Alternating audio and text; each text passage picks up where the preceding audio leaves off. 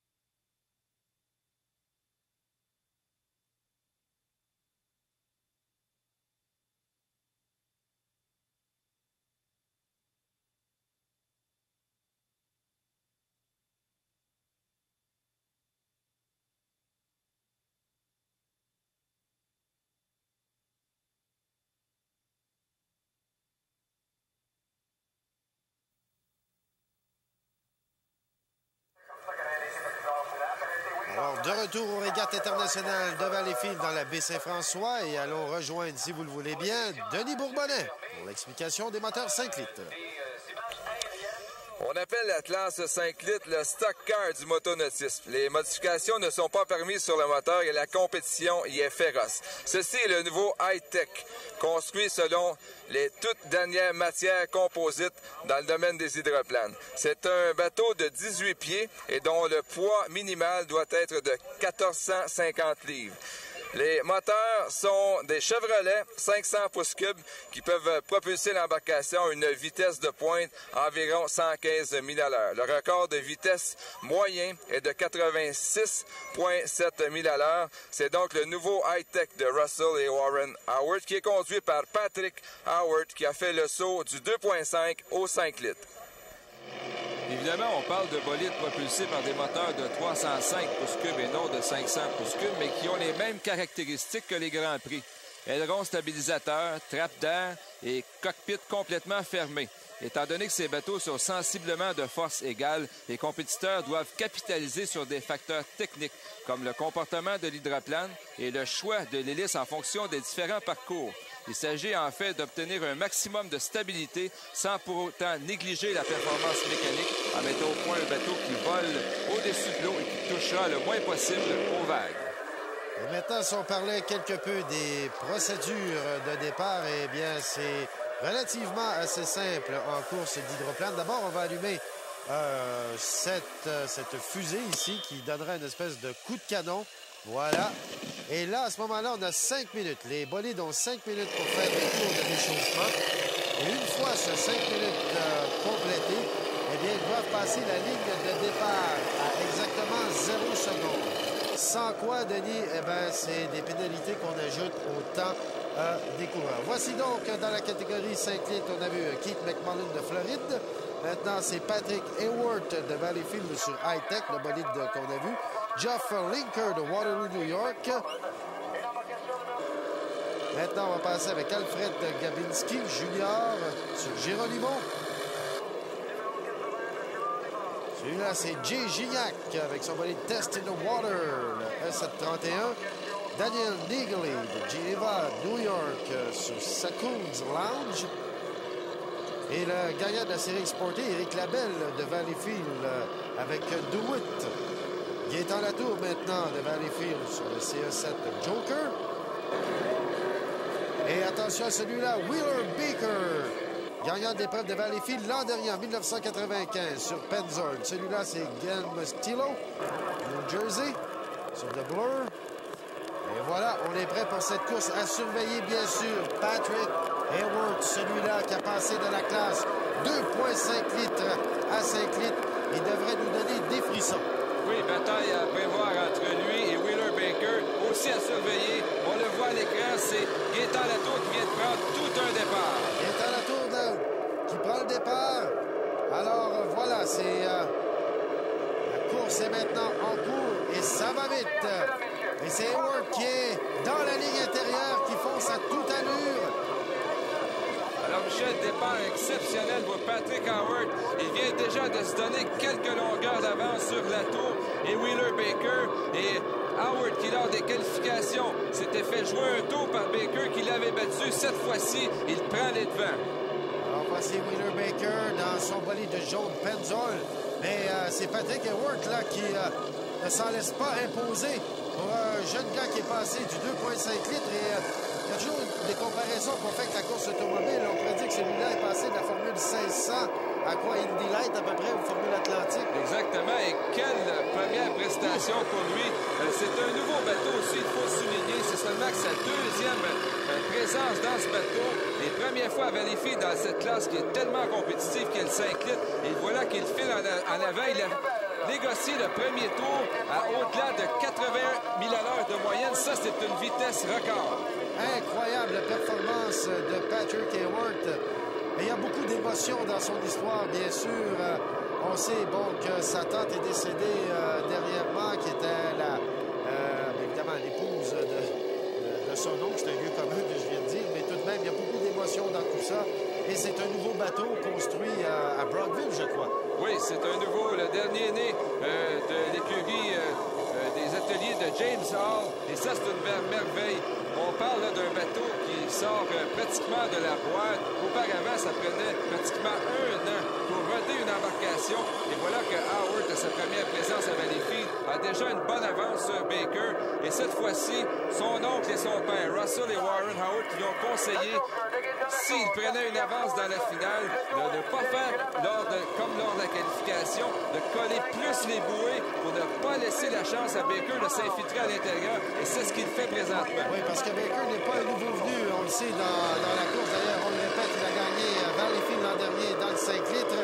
Et là, Hayward se doit évidemment d'écouter les conseils de son père et de son oncle. Et c'est un peu de lame à deux tranchants. Lorsqu'on a un nouveau bolide comme ça, il y a toujours des choses à faire. On voit à l'écran Éric Labelle qui est présentement en 4e position. Et derrière Gaétan Latour qui tout comme la Belle, ont des embarcations un peu plus vieilles qui datent des années 89-90, donc, mais qui sont quand même d'excellents pilotes et qui maintiennent quand même leur position face à ces deux embarcations qui sont plus dernier cri. Et Denis, on avance maintenant le dernier tour.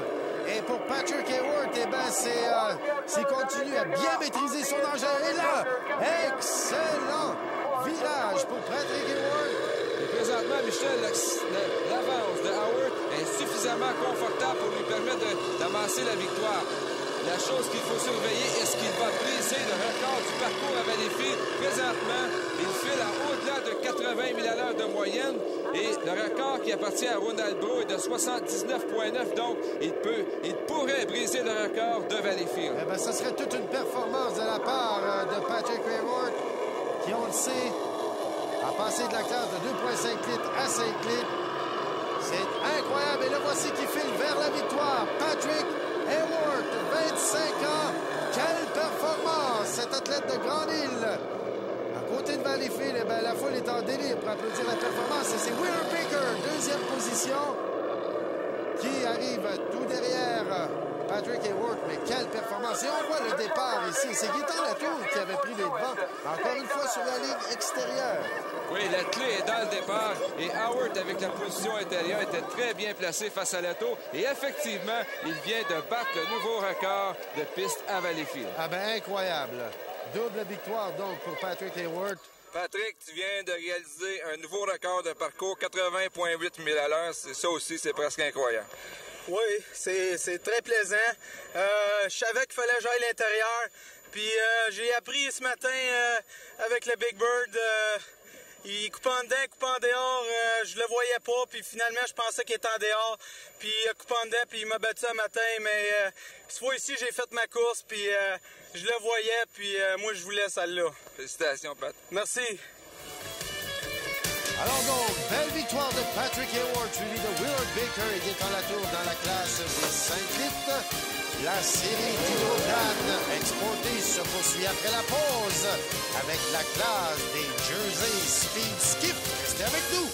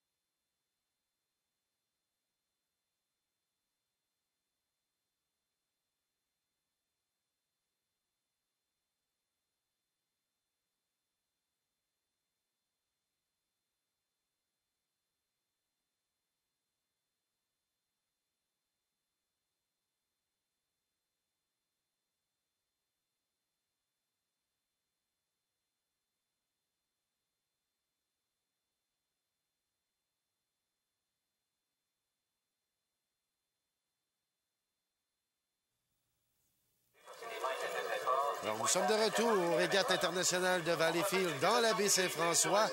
Et d'ailleurs, il y a beaucoup de monde tout le long de cette baie. Et la prochaine classe sera certainement vous intéresser. Évidemment, s'il y a des grands-parents qui nous écoutent et qui se souviennent de la prohibition, bonjour, on vous regarde, bien sûr.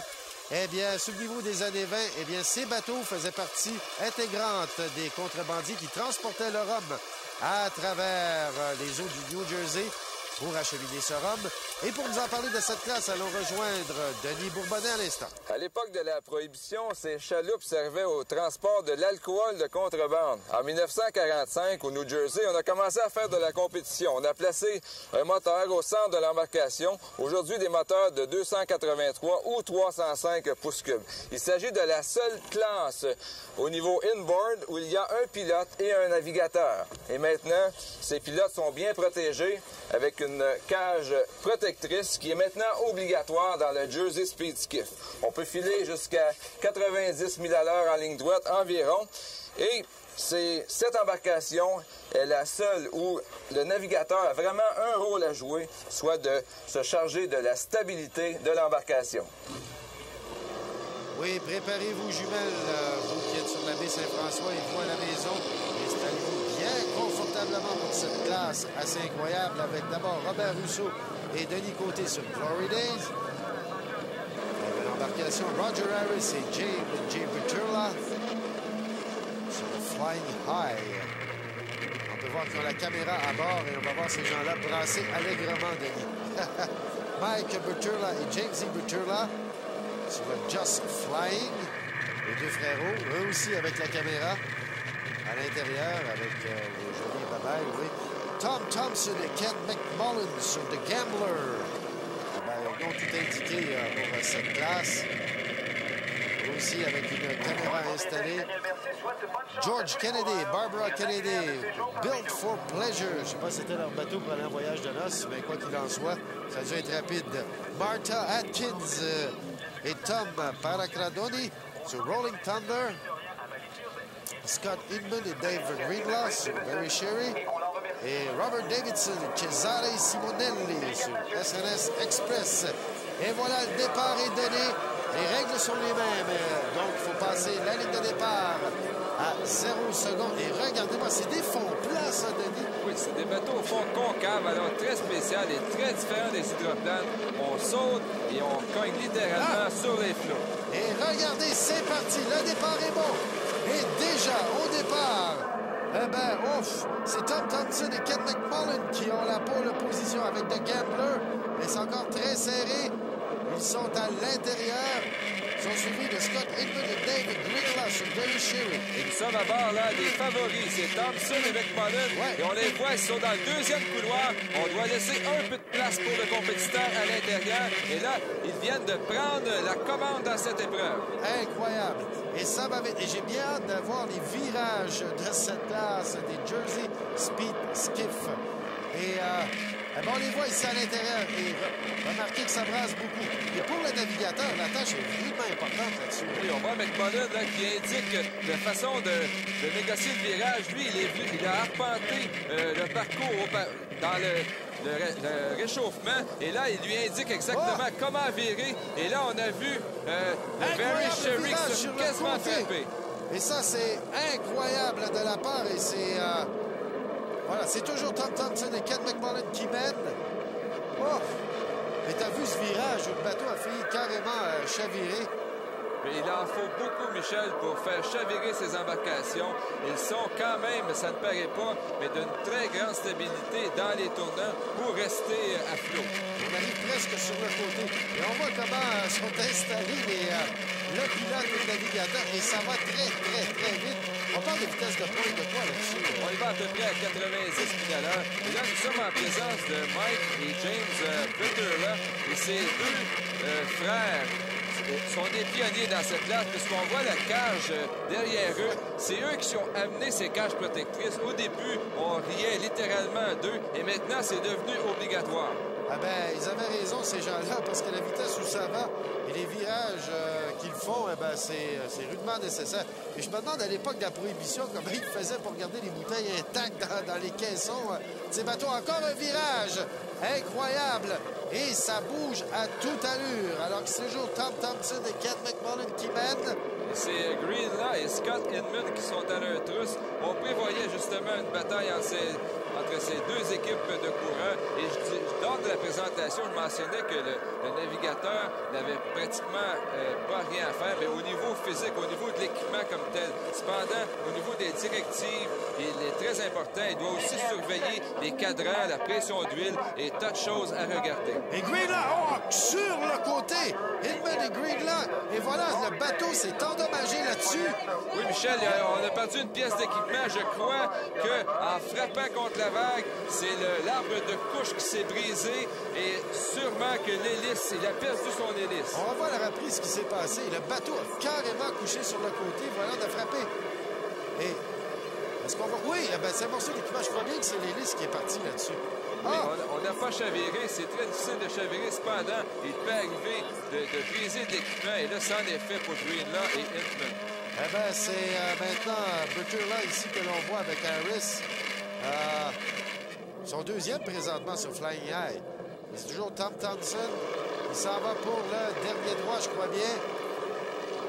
Et quelle performance de ces deux-là. Eh bien voilà, c'est confirmé la victoire. À moins d'une catastrophe épouvantable, là, mais ça ne devrait pas arriver. Voilà, victoire donc pour Tom Thompson et Ken McMullen.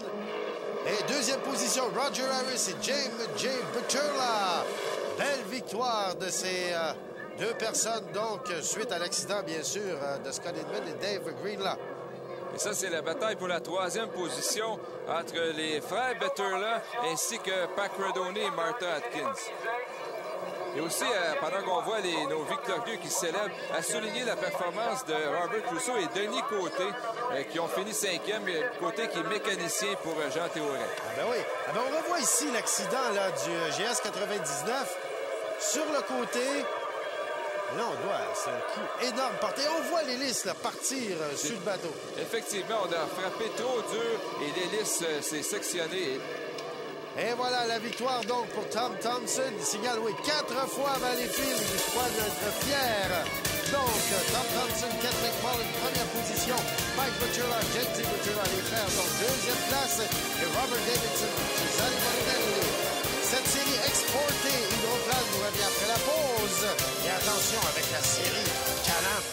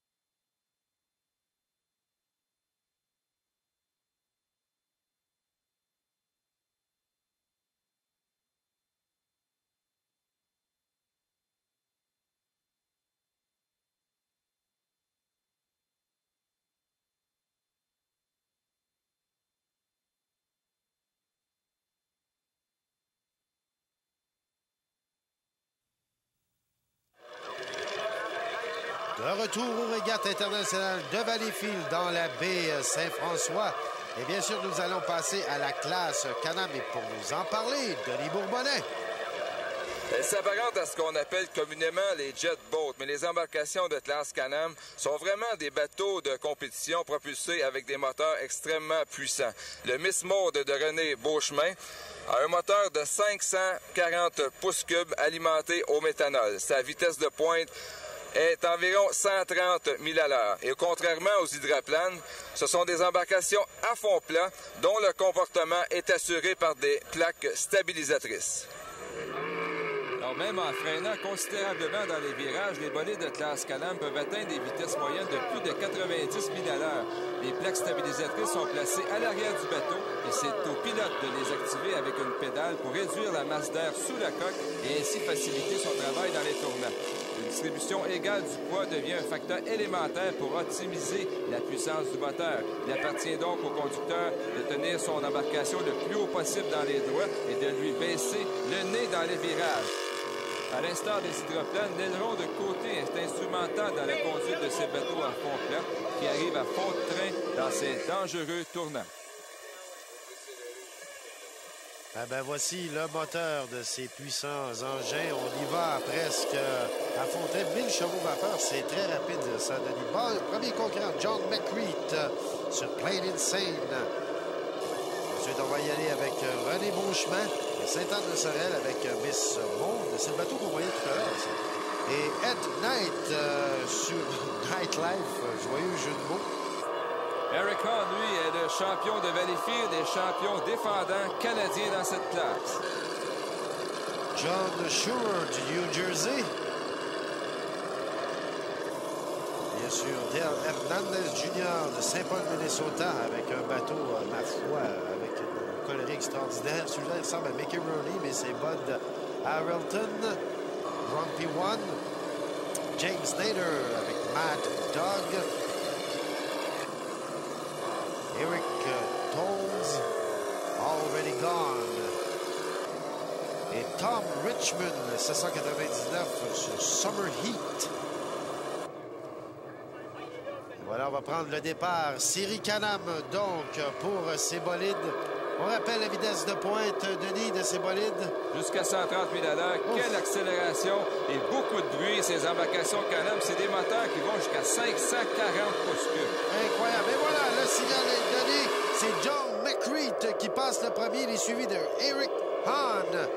Alors, une certaine surprise, Hahn qui est très puissant avec son Rainmaker, mais John McCreet avec tout un départ à l'intérieur a maintenant les devants dans cette grande finale. Alors, je vous rappelle que c'est 4 tours de piste pour ce parcours. 1 000 écarts pour 5 000 au total. Et là, on a vu immédiatement l'accélération du Rainmaker. C'est un moteur qu'il a lui-même fignolé. C'est un ingénieur, il vient de Rochester. Il travaille pour General Motors. Un moteur qui vaut rien de moins que 35 000 Ah ben, ça ne nuit pas pouvoir fignoler son moteur soi-même. Alors, toujours est-il que c'est Eric Hahn qui mène pour le moment. Il est suivi toujours de John McCreet. Et ça va vite pour Eric là-dessus. Oui, et là, il a mis peu de temps avant de rejoindre McCreet. Et déjà, là, il a quelques longueurs sur son adversaire ontarien. Hahn, lui, il vient de la région de Rochester, New York. Mais on voit que McCreet, lui, n'abandonne pas. Et McCreet qui emprunte toujours la voie intérieure et Hahn à l'extérieur. Ça pourrait être dangereux, ça, à long terme, là-dessus. Alors, bataille là, pour les 3e et 4e positions. Eric Toles ainsi que John Schurer qui se bagarrent présentement. Toujours Eric Hahn qui mène la course Can-Am. Et croyez-moi, mesdames et messieurs, ça va à toute vitesse. Est-ce qu'on peut espérer des records de vitesse à Valleyfield avec la série Can-Am, Eric? Pas de record canadien, mais on a tout le temps le record de piste en tête. Ouais. Et là, Hahn n'est pas tout à fait à ces vitesses-là. Même là, s'il vient de se donner une bonne avance sur McCreet. Et Eric Hahn a littéralement pris le contrôle sur cette catégorie Can-Am. Même s'il y a 17 inscrits à Valleyfield, Hahn est vraiment le plus puissant. Et depuis que Norm Woods n'est plus de la classe, là, il file vraiment le parfait bonheur dans cette catégorie. Ah ben de très loin, quelle performance, surtout au virage. On voit que Eric Hahn maîtrise très bien son engin. Ah ben faut-il encore bien maîtriser, bien construire son moteur, mais là, il faut aussi piloter son engin. C'est le cas d'Eric Hahn, il l'a fait très bien, notamment dans les virages. On a vu brièvement que Jim Nader s'est emparé de la 3e position, alors que Hahn file à vive allure. Et malheureusement, un peu de déception chez les Québécois en fin de semaine à Valleyfield. Dominique Cournoyer n'a pu se qualifier, il a des problèmes de moteur. Et même chose pour Christian Bernard qui n'est pas de cette finale. Il y a seulement Beauchemin qui est présentement dans la finale. Et on a vu le bateau sortir du virage, là, lever le nez carrément et aller chercher sa pleine vitesse. Et c'est toujours McCreed qui est en deuxième place là-dessus. Donc, une avance là, qui semble maintenant assez confortable pour Hahn. Pour lui, il s'agit d'une sixième, si effectivement il l'emporte, ce serait une sixième victoire consécutive sur le circuit canadien. Et encore, il faut rappeler souvent que les départs sont très, très importants. Et on l'a vu pendant qu'on voit ici le SS-80 de James Nader, le Mad Dog. On voit que c'est très différent des hydroplanes de Michel. Le pilote qui est complètement sorti de son siège, donc qui n'est pas attaché, évidemment. Donc, au lieu d'être attaché et lors d'accidents, on est plutôt éjecté en classe Can-Am, donc c'est beaucoup plus dangereux. Effectivement. Est-ce qu'il y a beaucoup d'accidents en classe Can-Am comparativement, par exemple, au Grand Prix ou d'autres classes? Il y en a beaucoup moins maintenant. La classe est beaucoup plus sécure, Michel. Eh bien voilà, victoire de Eric Hahn, ici même à Valleyfield, suivi de John McCreed et du SS-80 James Nader. Une belle victoire et ça, c'était sans contredit. Et il n'y avait pas vraiment d'opposition. On revoit le départ ici tout de même. Et c'est John McCreed qui avait emprunté la ligne intérieure. Oui, malgré un excellent départ, McCreed, il a été rejoint par Hahn tout simplement parce que Hahn a beaucoup plus de puissance. On voit l'accélération de l'extérieur. Il est venu rejoindre John McCreed. Et Hahn était carrément dans le dernier couloir extérieur. Ben là, c'est comme tu dis, c'est vraiment une question de puissance de moteur. On va au virage. Et aussi de comportement. On voit que l'embarcation de Hahn est beaucoup plus stable que celle de McCreed, qui s'est pratiquement là, immobilisé dans le virage alors que Hahn, lui, a continué. Très, très belle performance de Eric Hahn là-dessus. On arrive à la ligne de départ pour la victoire. Eric Hahn, donc, victoire. John McCreed, deuxième avec Plain Insane. Et James Nader avec Matt Dog. Et si vous vous demandez quelle sensation on peut avoir en conduisant un bateau, un hydroplane de Grand Prix, eh bien, allons rejoindre Denis Bourbonnais pour l'hydrophile Stanley Proto. Alors, comment on conduit une embarcation de classe Grand Prix? D'abord, un premier interrupteur qui permet l'alimentation du courant à l'intérieur de l'embarcation. Ensuite, c'est le démarrage du bolide suivi du magnéto qui est activé. On a une lumière rouge qui permet de voir s'il y a une pression d'huile déficiente, ainsi qu'une lumière bleue pour la température de l'eau. Une fois rendu sur le parcours, évidemment, le chronomètre très important afin de prendre le meilleur départ possible. Et aussi, il y a ces deux boutons qui permettent d'activer les ailerons stabilisateurs, boutons qui sont indépendants, afin de faire entrer plus ou moins d'air sous l'embarcation. Donc, assez facile, vous dites, à 140 000 à l'heure cependant, vous verrez que ça brasse un peu. La série Hydroplane exportée vous revient après la pause et tenez-vous bien avec ces bolides, le Grand Prix de Valleyfield.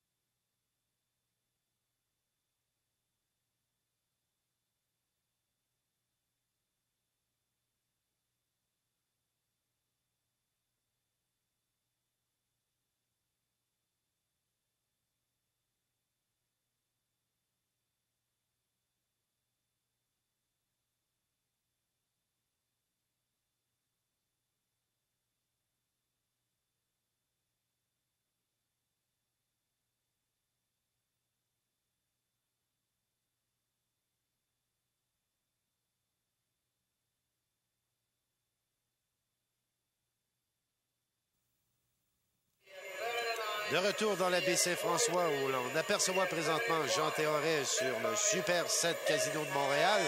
Et pour nous parler de la classe Grand Prix, allons rejoindre Denis Bourbonnais sur place dans la baie Saint-François. Le Grand Prix, c'est la Formule 1 motonautique. C'est la classe d'embarcation la plus prestigieuse. Longue de 24 pieds, ces embarcations sont construites aujourd'hui avec des matériaux composites tels le fibre de carbone. Propulsées par des moteurs de 468 à 510 pouces cubes avec ce compresseur, ces embarcations peuvent filer jusqu'à 140 000 à l'heure dans la ligne droite. Le record mondial est d'ailleurs de 119 000 à l'heure de moyenne. Le Grand Prix, c'est comme le tonnerre sur l'eau. Et à haute vitesse, ces moteurs alimentés au méthanol peuvent développer jusqu'à 1500 chevaux vapeur. Ces engins sont surcompressés à la limite et ils durent habituellement assez longtemps pour compléter 4 tours de piste. Ces hydroplanes s'appuient sur 3 points, soit les 2 pontons et l'arrière de la coque. Le bateau est conçu de façon à voler comme un avion, mais à très basse altitude. Contrôler un Grand Prix n'est pas facile et il existe diverses façons d'y parvenir, comme ces ailerons stabilisateurs, par exemple, qui sont activés sur le volant et qui permettent de laisser entrer plus ou moins d'air sous le bateau. Mais il y a beaucoup plus.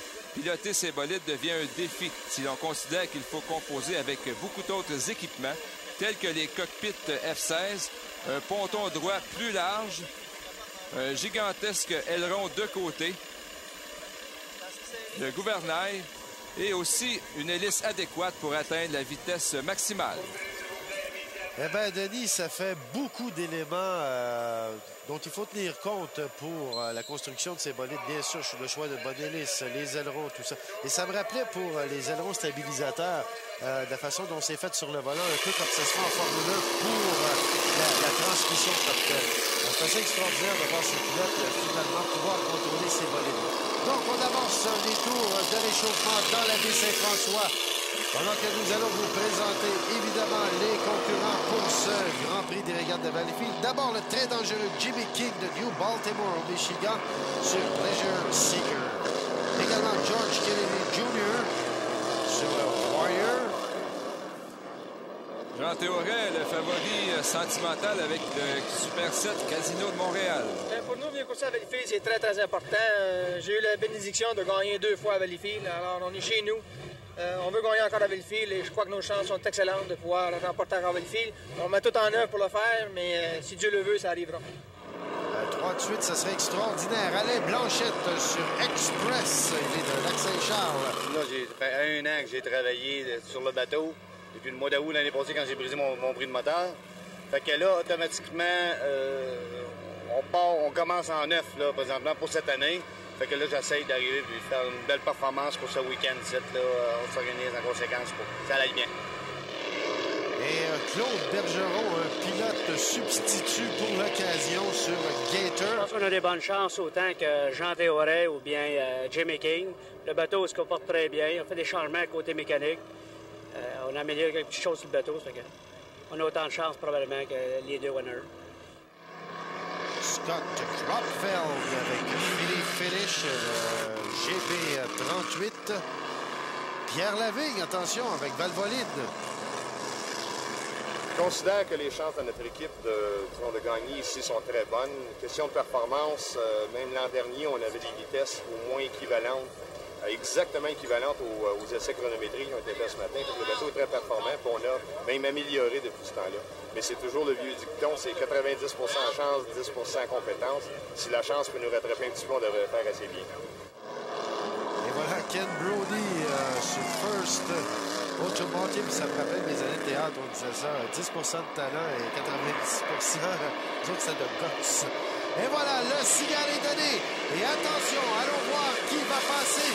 Là, et c'est Jean Théoret, le premier, qui passe à 0-0.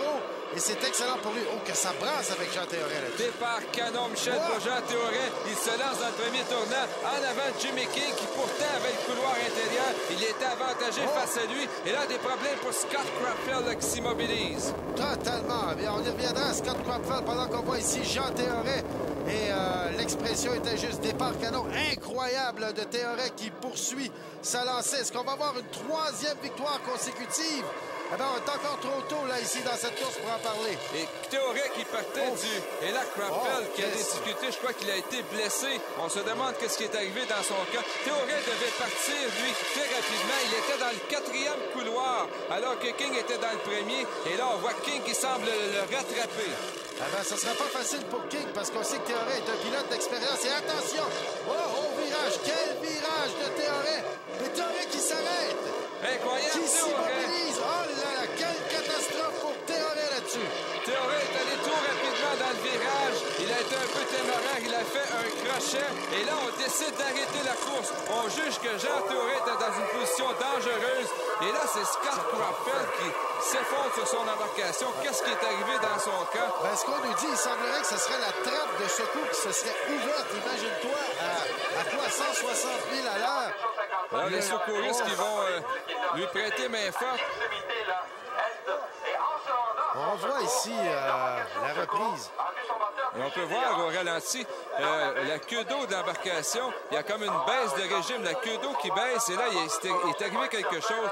Et c'est ça, on voit l'impact sous l'embarcation. C'est la trappe qui s'est ouverte. C'est l'eau qui est rentrée à toute vapeur et ça a dû atteindre, ma foi, d'ablution l'état des parties génitales ou l'estomac. Quoi qu'il en soit, ce pauvre homme en équipe là, pour certainement les premiers soins et l'hôpital. Restez des notes, on vous revient après la pause.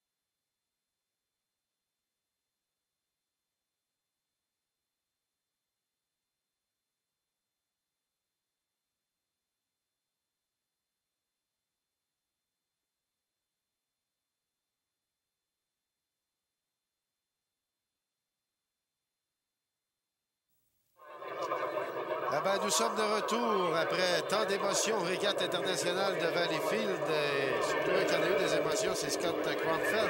Quoi qu'il en soit, en attendant le deuxième départ du Grand Prix, je vous présente la classe des 2,5 litres.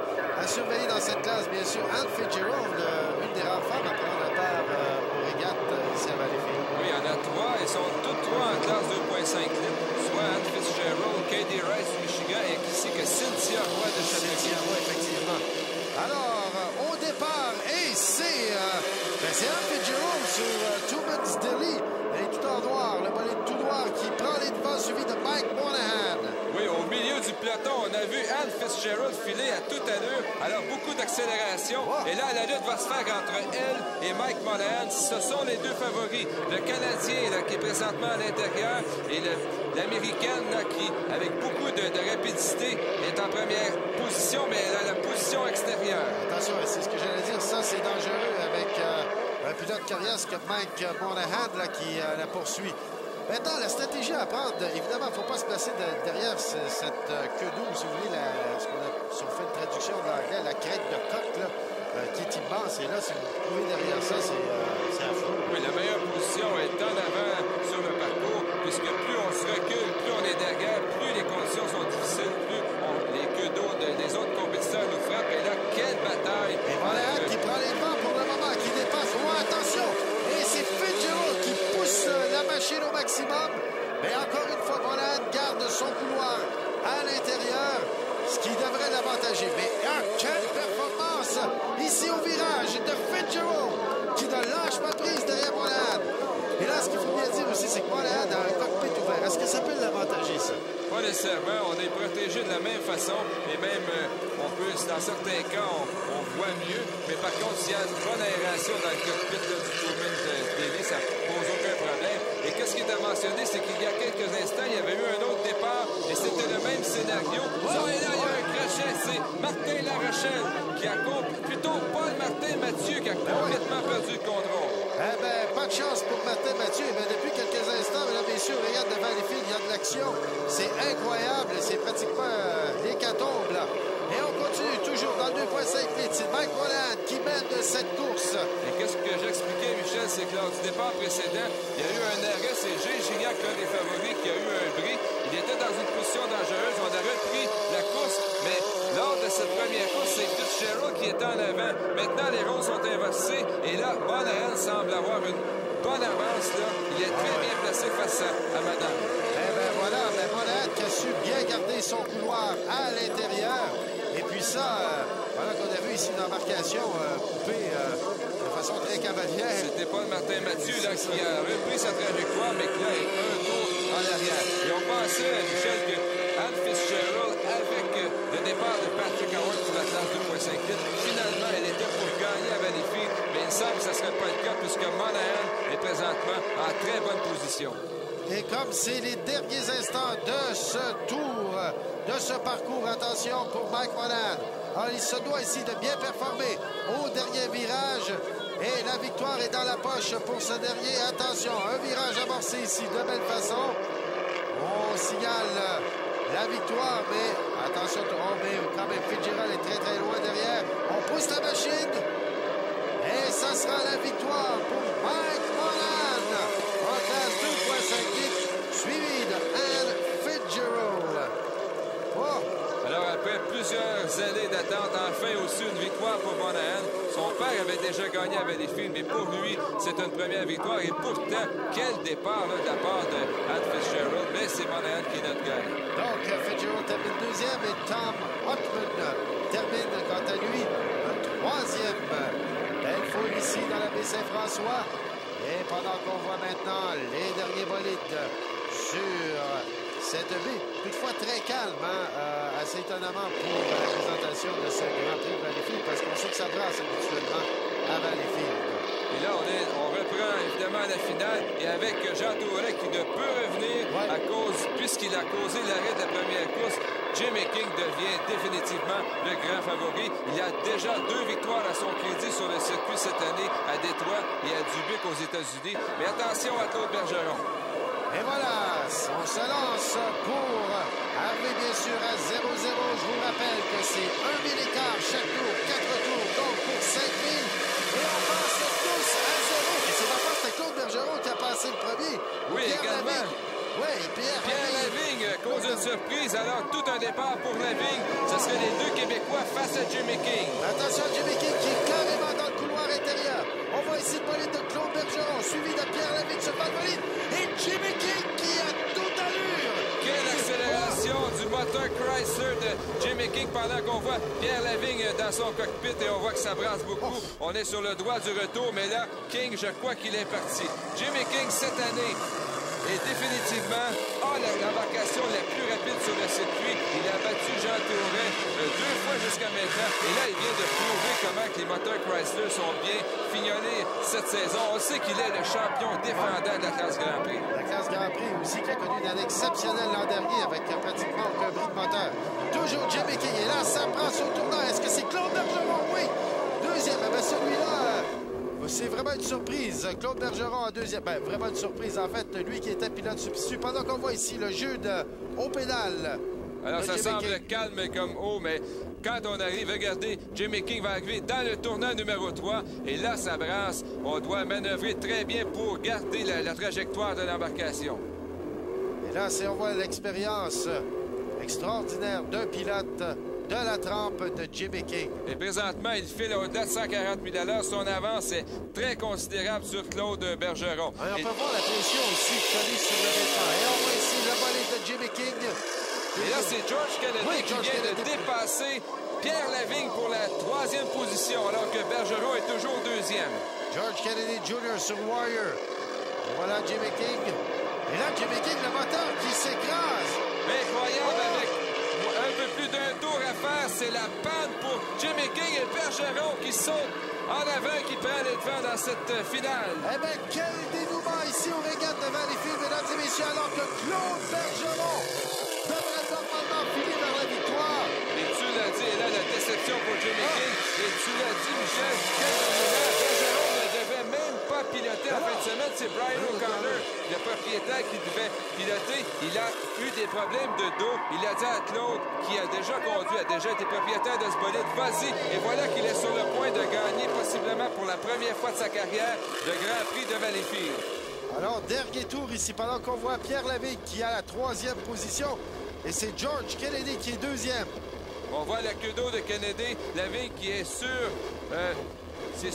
l'extérieur, qui tente de rejoindre Kennedy, mais ce sera difficile pour lui. Et là, Bergeron n'a plus qu'un quart de tour à faire. Attention! Il a dérapé au virage. Oh, ben ça a été dangereux pour Bergeron. Une manœuvre assez audacieuse, ma foi, de la part de Claude Bergeron qui file vers la victoire. Et bien, un conte de feu ici à Valleyfield.